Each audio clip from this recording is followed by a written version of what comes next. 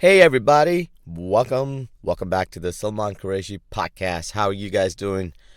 You can tell from my voice I'm in a good mood.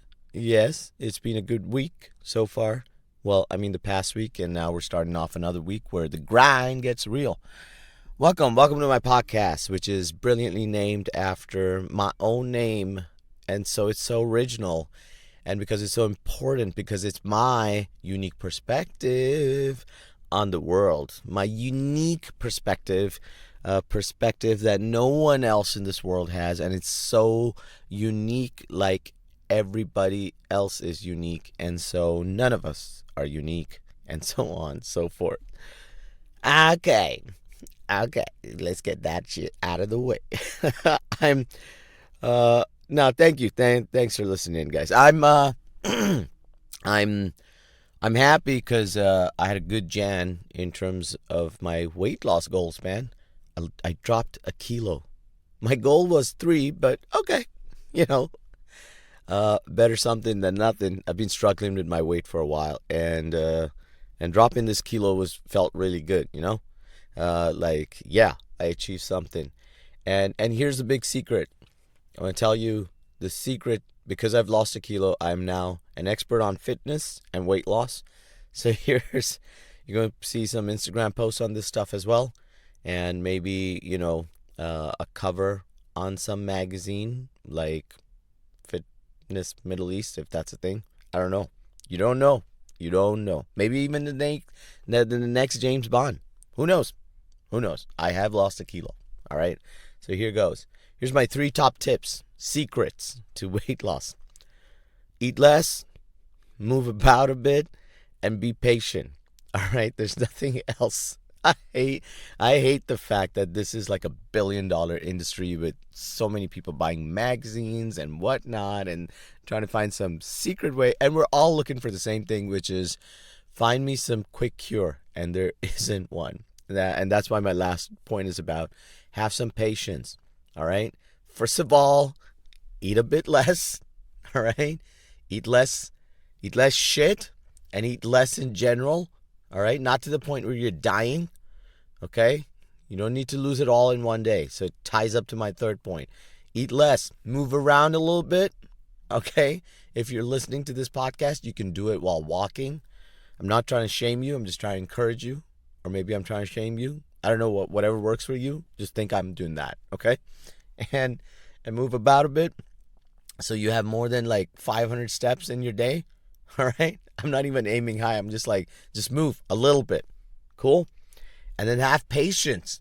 Have patience because I personally have been piling up McDonald's into my system for the last 5 years. 5 years of Big Macs and double cheeseburgers and whatnot piled up into this. So you got to give your body some time to clear up. All right. It's not just going to throw it out in a second. And that, ladies and gentlemen, is how you change your life. All right. Because you lose a little bit of weight and everything is going to be perfect in your life. And people are going to die to just shake hands with you and stuff. All right. It will change a few things. I think, I don't know. Someone said it gives you a bit more discipline. And I think it does work a little bit. Yeah. So good luck with your weight loss with my top 3 secrets. But there are some losses that are sad. I just, tuned in this morning to find out. I missed the game. I slept. I was so tired this week.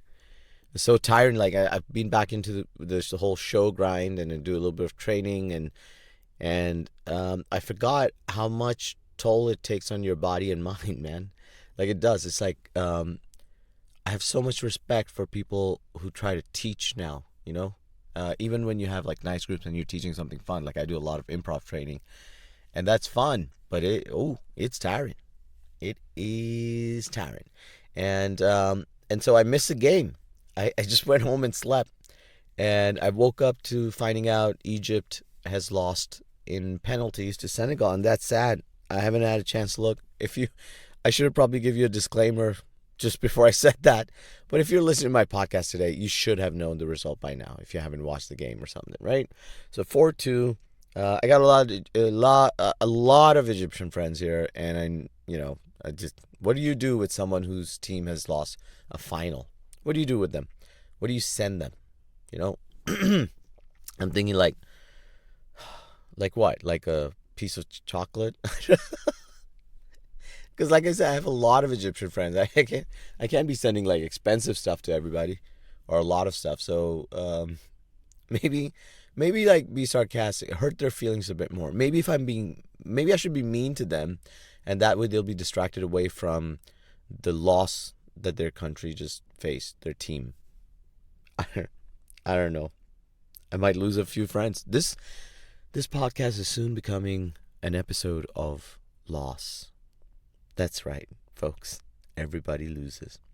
Actually, there is a lot of loss. So I finished Dexter. I'm a couple of weeks behind, but I finally finished it. And man, what a loss. Like, I can't believe these guys messed up a finale twice now. Twice they've managed to piss off their fans. How the hell do you do that? What's this guy, Clyde or something, the showrunner? He came out before the series came out and said, this is some of the best writing I've done. And I'm just sitting there thinking, holy shit, if this is the best you've written ever, then, maybe just stop writing. I think you've lost touch with what...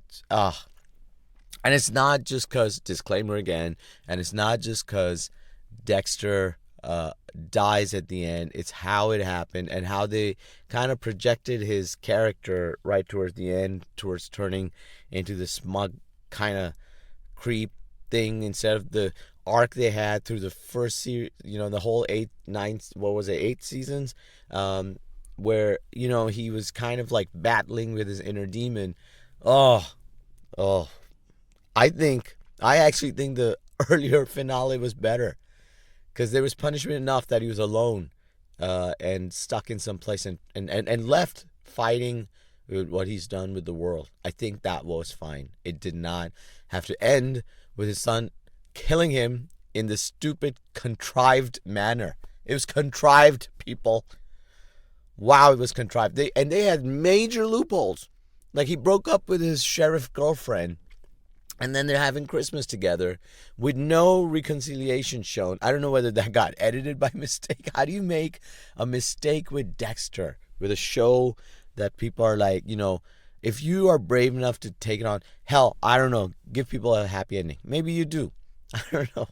Maybe the son and dad should have gone into the sunset and on a murder spree or something. But this crap is so disappointing.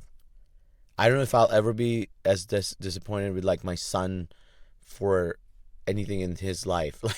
That's how disappointed I feel right now with this whole Dexter thing. Major shit, major loopholes. The sheriff tries to nail him with the nail. Ironically, what was it? The titanium thing they kept repeating. Hey, titanium doesn't melt. We got you. And it didn't have to be, because it was passed on to him through a chain of other people. Very easy to dismiss in court. I don't know. Like, there's a lot of shit like that. All right. So it was so contrived. Maybe even him killing Logan was bullshit. If you watch the show, you'll know what I'm talking about. I just think in the past, Dexter didn't do that, and there were accidental deaths, not deliberate. And that's what I mean, is this whole thing was so contrived. I'm just pissed off. The whole season was actually really good, and that final 15 minutes of the show, just absolute crap. Like, they took the whole show, turned it into a masterpiece, and then took a massive dump on it. I don't know. Maybe he was secretly angry, the showrunner, at people, or the previous writer. The whole team was just angry that the previous series was ridiculed for the finale. And they're like, you know what? Let's piss you guys off again. I honestly think that's what's happened. We've been led to the Holy Land and then told you're in Jackson Heights in New York.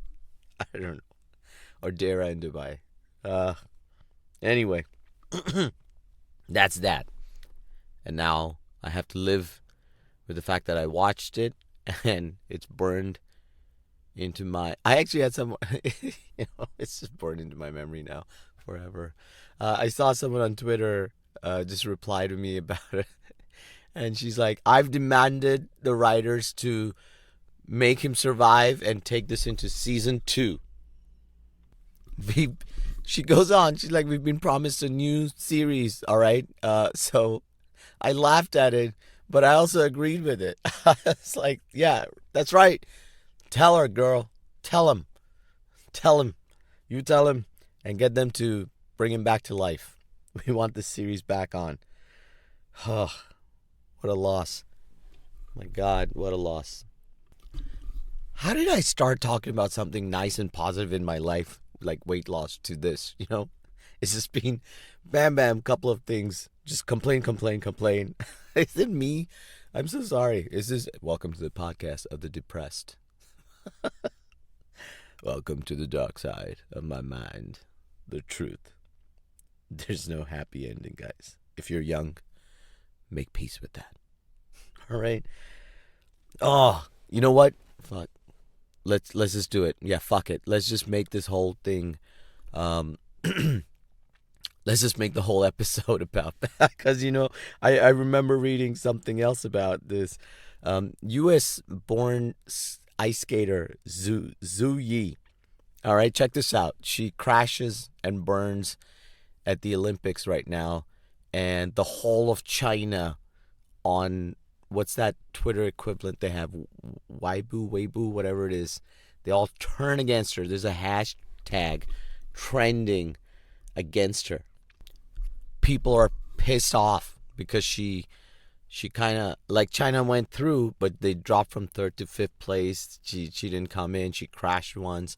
And they're all like, you've brought shame on us.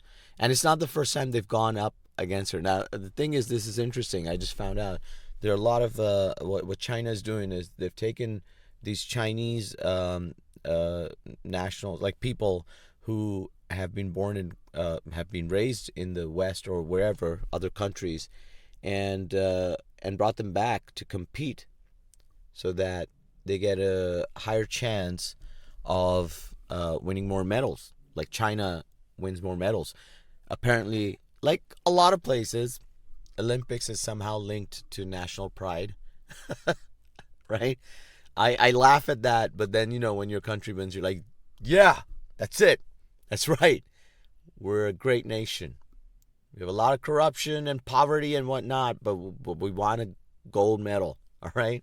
Or a silver, or even a bronze. We're in it. We're in the top 3. A lot of shit like that happens. And then this case is, I didn't know. I read up, like, this was interesting to find out about. Like this girl, Zhu Yi, who's now being, like, attacked. And I know, sorry. So she's being attacked for a while now because she also doesn't speak proper Mandarin. Look, this girl was born in LA, raised there. And she decided to forego, check this out, her American nationality, her passport, and took on her ancestral Chinese passport, right? Like, as a brown person, I'm just shocked and I'm just upset that she would do that. Like, every fiber in my body's like, do you know how much we try and do to get there and get that exclusive, elusive passport? And she gave it up for another country, like moved back to China. She deserves to be ridiculed. You know what? I'm glad people are making fun of her. She deserves that shit. She should not have given up her American passport. There are a lot of people going, I would have married you and I would have taken the passport from you, and then you could have gone off and given up your passport. You could have done some good in the world. You deserve being ridiculed by the Chinese people. You don't speak Mandarin fluently.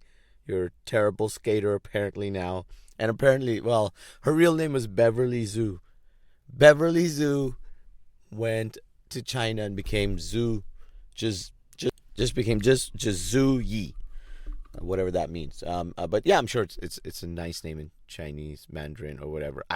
I'm just confused why she would do that. All right, terrible, just absolute tragedy. And I think they're making a little bit of fun of her also because apparently she's She comes from an affluent background as well. Chinese are tough people, man. To like zero fucks given. Just nail that person. We don't like you. Everybody. There was a hashtag, as I was saying, there's a hashtag trending against her. But lo and behold, China, you gotta love China for this. It just gets wiped out. A whole hashtag that's trending amongst millions of people just gets wiped off and is gone suddenly. Right? That is awesome. That kind of censorship does deserve a little bit of respect, I gotta tell you. Right? And maybe in this case it was nice. Although I'm pretty sure they didn't do it for her feelings. It was more like, you cannot let China look bad. I don't know what accent that was. And anyway, that's Zhu Yi's fate. Apparently, there's another Olympian who's also U.S. born, but because she speaks fluent Mandarin, I can't remember her name now. But Emily or something like that. I don't know. We'll check it up later, right, guys?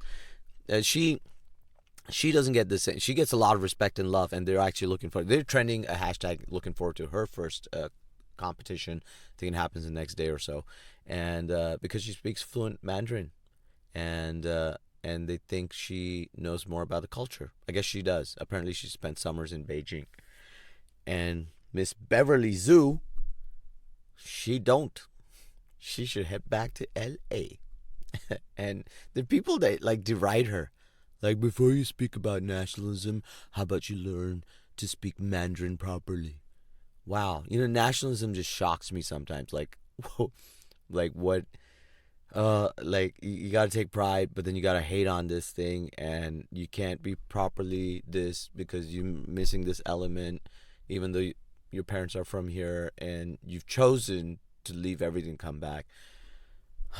As a third culture kid, I don't know how to make sense of this stuff. Anyway, if you're if you're feeling bad about where you are in life, just remember Camilla. Is that how you call her name? Camilla. The queen just kind of said, she's next in line to be queen. And I think that's so funny. Because I'm imagining the queen, like, outliving her. Camilla just spends her life going, I'm going to be queen. I'm going to be the next queen. And the queen just outlives her and she dies. And because the queen's a robot or something, man. They've done something artificial with her. Like, she's not going to die now, guys. She's going to outlive all of us to like 200, 250, at least. All right? This queen is there forever. What kind of person, like, lives to be 100, doesn't just give her throne to her son? Like, her son's grown old in front of her. Now her grandkids are, like, dying. One of them just left, I bet that was the real reason. Like, I'll never be king. This bitch is going to outlive us, and just left. I'm moving to LA. I'm gonna establish a new kingdom. Screw this. Why does she just retire something? Oh my God, that's a loss. That won't be a loss. All right, I have no sympathy for that. Cool, guys. I gotta run. Literally, it's my exercise time, and this has been fun. I will catch you again in the next episode. Before you go, please like, subscribe, comment, and give it a share. All of that stuff helps to spread the word and get my podcast going to other people. And if you want to help financially, I'm on Patreon. You can go in and you can drop a tip or drop something like a couple of dollars that helps to pay for the cost of running this. There is a little bit of cost running behind this, and helps this podcast going. So contribute, and in any way that you can. Have a great week, and I'll catch you guys in the next episode. Take care.